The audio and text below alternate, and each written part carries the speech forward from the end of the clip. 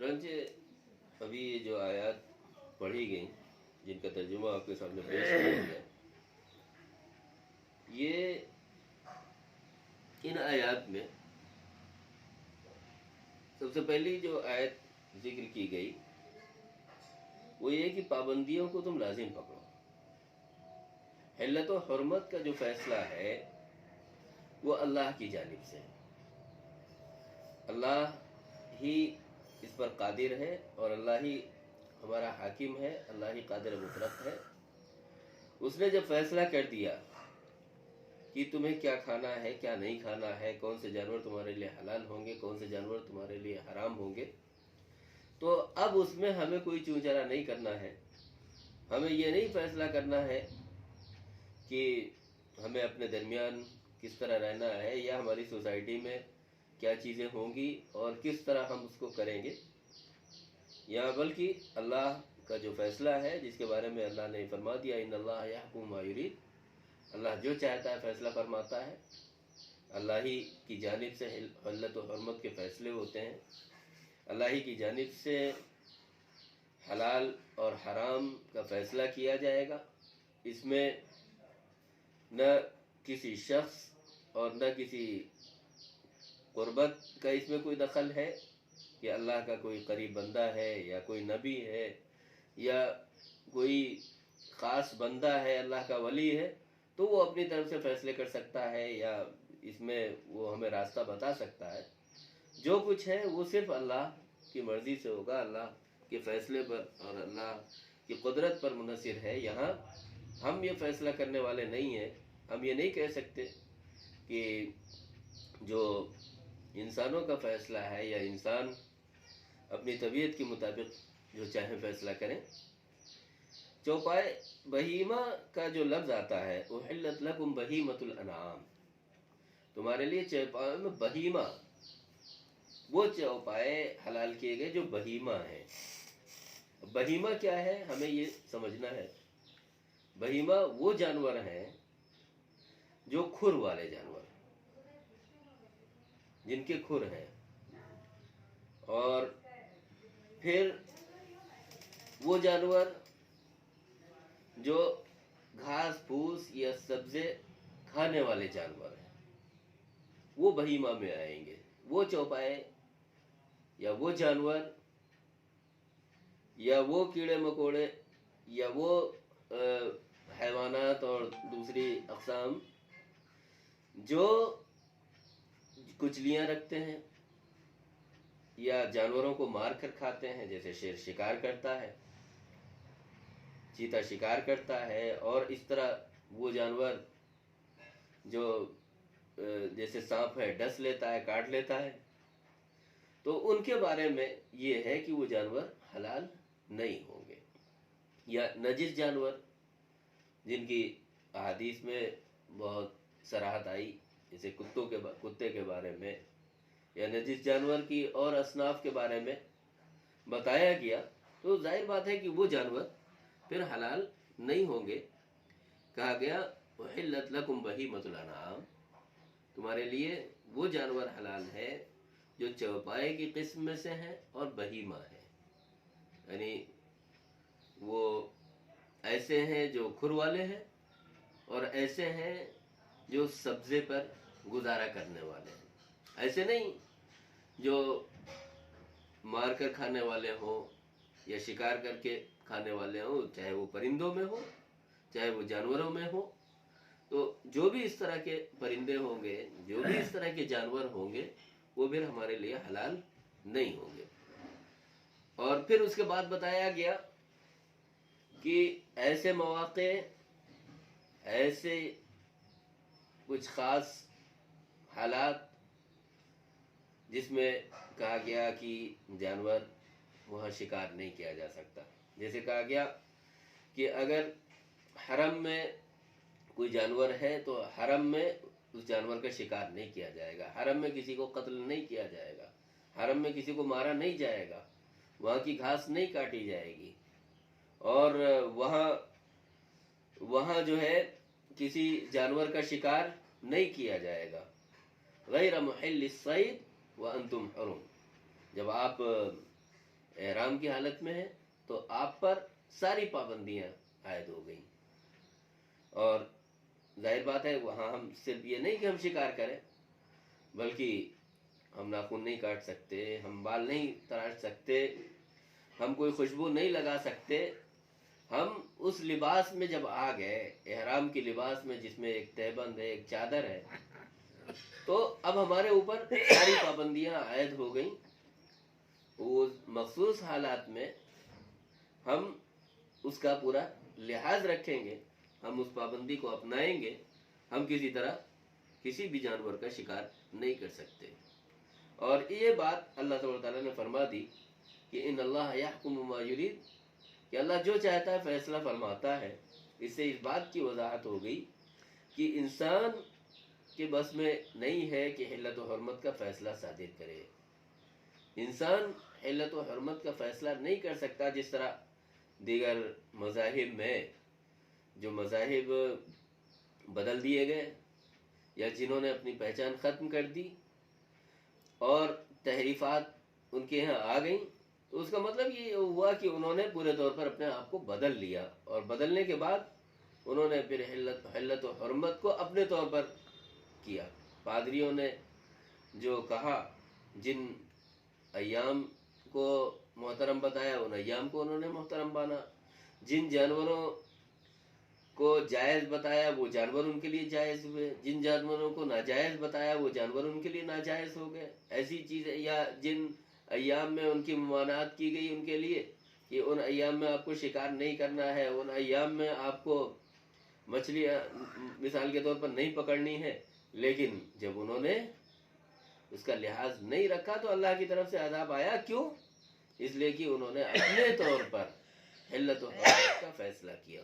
تو کہا گیا ان اللہ یحکم ما یرید، یعنی بندوں کے اوپر پابندیاں اس لیے لگائی گئیں تاکہ وہ یہ سمجھیں کہ جو کچھ فیصلہ ہونے والا ہے، جو کچھ اللہ تبارک و تعالیٰ فیصلہ کرے گا، جو کچھ اللہ تبارک و تعالیٰ فرمائے گا وہی بندوں کے لیے پرفیکٹ ہوگا. یہاں ہم اپنی طرف سے کوئی فیصلہ کرنے والے نہیں ہوتے ہیں. اور پھر اس کے بعد یہاں پر چند چیزیں اور ذکر کی گئی. یہاں چند چیزیں ذکر کرنے کا یہ مقصد نہیں ہے کہ یہی چیزیں جو ہیں شاعر میں آتی ہیں. وہاں پر آپ نے دیکھا کہ جیسے حج اللہ کے شاعر میں سے ہے، نماز شاعر میں سے ہے، روزے شاعر میں سے ہیں، یا ارکان اسلام جو ہیں، بنیادی جو بنیادیں ہیں جن کی اوپر اسلام کی بنیاد ہے، وہ سب شاعر اللہ ہے. اب ان سے اگر کوئی ٹکراؤ پیدا ہوتا ہے اور یہ سمجھا جاتا ہے کہ جیسے یہ کہا گیا حج کے لیے ان الصفا والمروۃ من شعائر اللہ ومن حج البیت او اعتمر فلا جناح علیہ ان یطوف بہما، کہ صفا اور مروہ یہ اللہ کے شاعر ہیں. تو جو شاعر اللہ تبارک تعالیٰ نے ذکر کیے ہیں خالی وہی نہیں ہے. ہم نے بتایا کہ جو بنیادیں ہیں، جو اصول ہیں اور جن پر دین ٹکا ہوا ہے، جہاں سے توحید کا قیام ہو رہا ہے، جہاں سے شرک کا توڑ ہو رہا ہے، جہاں سے شرک کی بنیادیں ختم کی جا رہی ہیں، اور جہاں سے بدعات و خرافات کا خاتمہ ہو رہا ہے، یہ سب چیزیں شاعر اللہ میں آئیں گی. ایسا نہیں کہ ہم مزاروں سے مانگنے لگیں اور ہم سمجھیں کہ یہ بھی اللہ کے شاعر میں سے، ہم بندوں سے مانگنے لگیں اور یہ سمجھیں کہ یہ بھی اللہ کے شاعر میں سے ہے.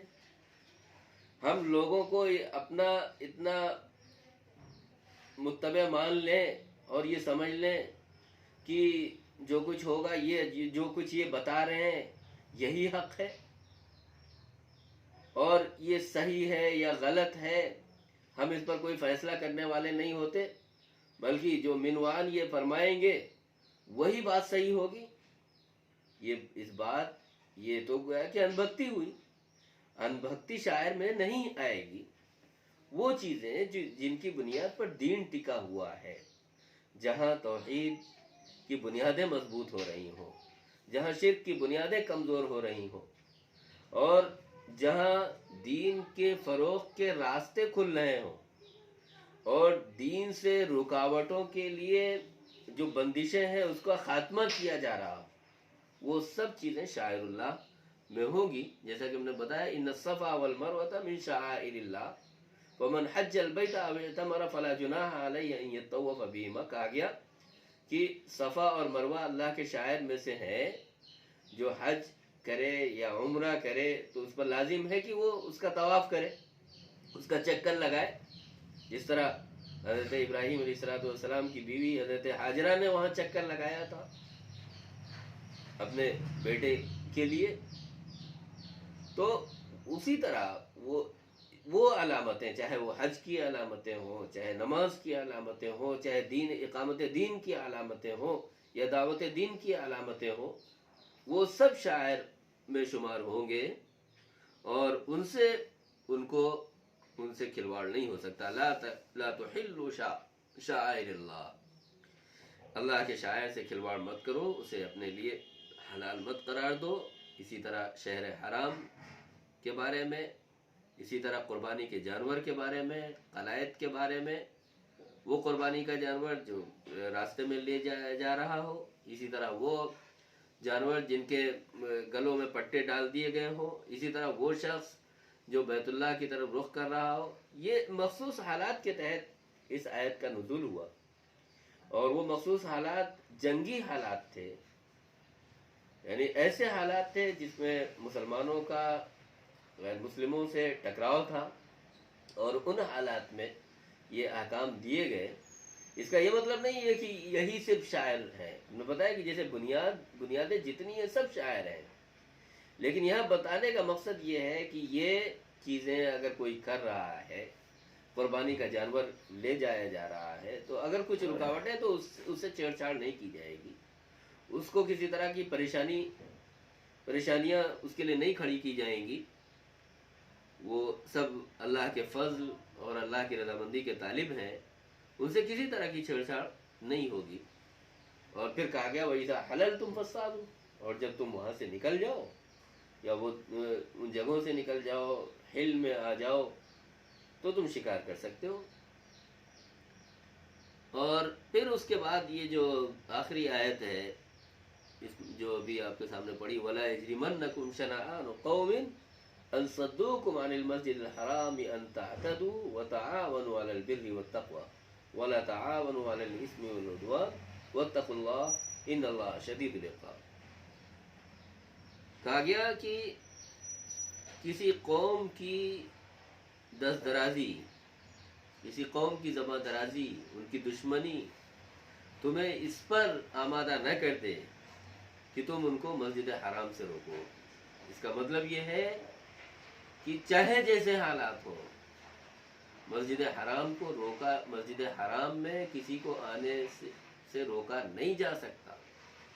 چاہے آج کے حالات میں لے لیجئے، آج جو چیزیں سامنے آ رہی ہیں اور ان مخصوص پابندیاں لگائی جا رہی ہیں، چاہے وہ کسی ملک سے متعلق ہو یا کسی جگہ سے متعلق ہو یا کچھ خاص لوگوں سے متعلق ہو، اگر وہ مسلمانوں کی طرف ان کی نسبت ہے، وہ مسلمان ہیں، تو ان کو مسجد حرام میں آنے سے نہیں روکا جا سکتا. آپ یہ نہیں کہہ سکتے کہ ہم ترکی کے مسلمانوں کو روک دیں گے، آپ یہ نہیں کہہ سکتے کہ ہم امریکہ کے مسلمانوں کو روک دیں گے، آپ یہ نہیں کہہ سکتے کہ ہم انڈیا کے مسلمانوں کو روک دیں گے. کہیں کسی بھی ملک کے یا کسی بھی خطے کے یا کسی بھی مسلک کے آپ ان کو نہیں روک سکتے، اس کی کوئی تقسیم نہیں ہو سکتی، کیونکہ وہ اسلام کی بنیادوں پر ہے، شاعر کی نسبت سے ہے. تو شاعر اللہ سے کسی کو کوئی چھیڑ چھاڑ نہیں ہو سکتی، شاعر اللہ سے کوئی کھلواڑ نہیں ہو سکتا. کہا گیا کہ دشمنی میں قرآن گویا کہ واضح طور پہ ہمیں یہ پیغام دے رہا ہے کہ وہ لوگ ظالم ہیں اور ظلم کرنے والے ہیں اور عدوان میں بڑھے ہوئے ہیں، اس لیے کہ وہ تمہیں روک رہے ہیں. چاہے جیسے حالات ہوں، روکنے کی اجازت کسی کو نہیں ہے. وَلَا يَجْرِمَنَّكُمْ شَنَآنُ قَوْمٍ أَن صَدُّوكُمْ عَنِ الْمَسْجِدِ الْحَرَامِ أَن تَعْتَدُوا. کہ تم ان پر کوئی زیادتی کرو، تم ان کے ساتھ سختی کا معاملہ کرو، تم نیکی اور تقوی میں ایک دوسرے کی مدد کرو. وَلَا تَعَاوَنُوا عَلَى الْإِثْمِ وَالْعُدْوَانِ، تم برائی کے معاملے میں اور نافرمانی کے معاملے میں، گناہ کے معاملے میں تم کسی کی معاونت اور کسی کی مدد نہ کرو، اور اللہ سے ڈرتے رہو، بے شک اللہ تبارک و تعالیٰ سخت سزا دینے والا ہے۔ تو اس سے بالکل واضح ہے بہت سی باتیں۔ ایک تو پہلی آیت جو پڑھی اس میں خاص طور پہ واضح کر دیا کہ تمہارے اوپر کچھ پابندیاں رکھی گئی ہیں جن کا تمہیں لحاظ رکھنا ہے، ان پابندیوں کو اپنانا ہے، ان رکاوٹوں کو جو بندشیں تم پر لگائی جا رہی ہیں ان کو اختیار کرنا ہے۔ پچھلی قوموں کی طرح نہیں ہو جانا ہے کہ اس میں ہیلے نکالنا ہے، اس میں طریقے نکالنا ہے، اس کے دوسرے راستے اپنانا ہے، بلکہ اللہ تبارک و تعالیٰ نے جو بھی بتایا ہے، جو طریقے دیے ہیں، ان طریقوں کے مطابق تمہیں عمل کرنا ہے۔ اور پھر شکار کے تعلق سے یہ فرمایا کہ شکار جانوروں کا یا ان جانوروں کی حلت اسی بنیاد پر ہے کہ وہ چوپائے ہو، ان کے اندر کوئی ایسی عادت نہ ہو جن کی بنیاد پر وہ شکار کرتے ہوں اور جانوروں کو مار کر کھاتے ہوں، وہ تمہارے لیے حلال نہیں ہوں گے۔ اسی طرح پھر تیسری آیت میں یہ فرمایا کہ شعائر اللہ کا بڑا لحاظ رکھو، شعائر اللہ کی پابندی کرو اور ان سے کسی طرح کی چھیڑ چھاڑ نہ کرو۔ شعائر اللہ میں جو بنیادی باتیں ان کا ذکر کیا جو کہ حرم سے متعلق ہے، کعبے سے متعلق ہے اور حج سے متعلق ہے، تو کہا گیا کہ ان کو اختیار کرو، ان کو اپناؤ، اور جب تم اس سے آزاد ہو جاؤ تو پھر تم کسی طرح چاہو تو شکار کر سکتے ہو۔ اور پھر آخر میں گویا کہ اس بات کی تاکید کی جا رہی ہے امت مسلمہ کو کہ دشمنی کی بنیاد پر ہم کسی کو تقسیم نہیں کر سکتے، مسلمانوں کی صفوں کو بکھیر نہیں سکتے، مسلمانوں کو ہمیں متحد ہونے کی دعوت دی گئی ہے، مسلمانوں کو جوڑنے کی دعوت دی گئی ہے، ہم کسی طرح سے ان کو بکھیر نہیں سکتے۔ ہمیں یہی حکم دیا گیا ہے کہ ہم لوگوں کو متحد ہونے کی دعوت دیں، لوگوں کو شاعر اللہ کو اختیار کرنے کی دعوت دیں، شاعر اللہ سے قریب ہونے کی دعوت دیں، ان کو اپنے لیے یا اپنے مفاد کے لیے یا اپنی ذات کے لیے استعمال نہ ہونے دیں۔ یہی وہ چیزیں ہیں جن کی بنیاد پر ہمارا فیصلہ ہوگا۔ ہمیں نیکی اور تقوی کو اختیار کرنا ہے، برائیوں سے دور رہنا ہے، اور گمراہی اور نافرمانی جو ہے اس سے ہمیں دور رہنا ہے۔ ہمیں یہ فیصلہ کرنا ہے کہ بہتر فیصلہ کرنے والی ذات صرف اللہ کی ہے، اور وہی حلت و حرمت کا فیصلہ کر سکتی ہے، وہی ہمارے لیے جائز و ناجائز قرار دے سکتی ہے۔ کوئی دوسرا شخص یا کوئی بھی، چاہے وہ نبی ہو یا ولی ہو، کوئی بھی اس میں فیصلہ نہیں کر سکتا۔ یہی وہ احکام ہے جو آج آپ کے سامنے رکھے گئے۔ اللہ تعالیٰ کہنے سننے اور عمل کی توفیق عطا فرمائے۔ اس کے بعد اور بھی جو جانوروں کی قسمیں ہیں اور ذبیحے کی جو طریقے ہیں وہ اگلی آیات میں بیان کیے جا رہے ہیں، انشاءاللہ اس کو آگے بیان کیا جائے گا۔